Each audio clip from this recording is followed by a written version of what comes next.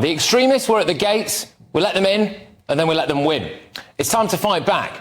If you feel too scared to talk about certain topics for fear of repercussions to you and your loved ones, you are not alone. Dame Sarah Khan has identified the rise of freedom-restricting harassment in a damning report highlighting threats to the UK's social cohesion. Here are the facts. 85% of the public believe freedom-restricting harassment occurs in the UK. 60% believe it's worse than 5 years ago. 76% self-censor in public to protect themselves or loved ones. 69% feel people are having to censor the way they live their professional or personal lives due to freedom-restricting harassment. Of the 27% who say they've experienced life-altering harassment, get this: 20% have come off social media, 17% have increased security measures, 15% have changed jobs, 13% have even moved house. The Islamists are top of the extremism chart.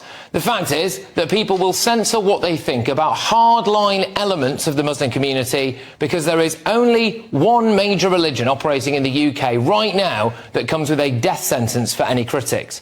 The report gives several examples. Batley Grammar School, the school, the police and the local council didn't know how to behave in the face of a baying mob. They suspended a teacher who is still in hiding and suffering from PTSD, didn't make any arrests even when the mob turned up at his house, and they openly said that they behaved the way they did because they wanted to maintain links with the Muslim community. Extremists are overthrowing our political system. The Local Government Association says 90% of councillors has received abuse and intimidation. 68% of those are not seeking re-election. They say it's because of the abuse. A female council leader had received thousands of death threats, and individuals had threatened to gang rape and traffic her 2-year-old daughter, whom she makes sleep with a fire blanket after a fellow councillor had their house firebombed. Could it be because of stuff like this? Why has no motion been put to this chamber? We were told that if they would be happy, the Labour group would be happy to put a motion to this chamber. Why has that not happened? It's Charlie, not bloody Gaza! Get Go on!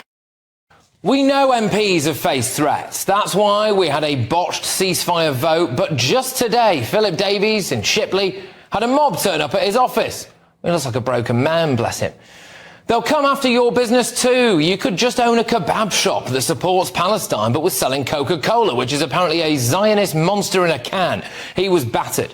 It's interesting because the old Mad Mullers aren't too afraid to censor themselves, are they?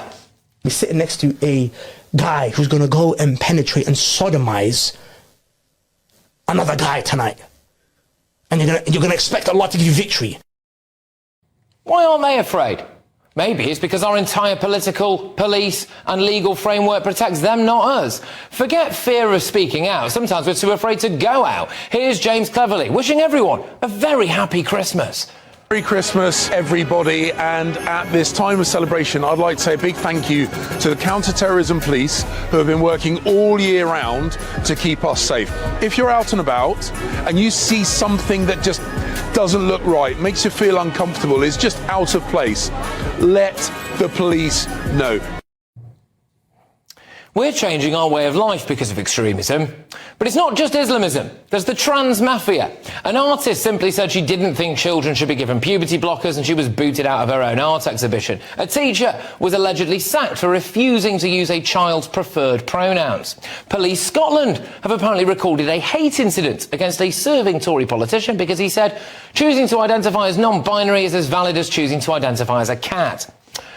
But you're about to be censored in your own home. Staying in Scotland now, Humza Yousaf is keen to pass a law that would criminalise speech in your house.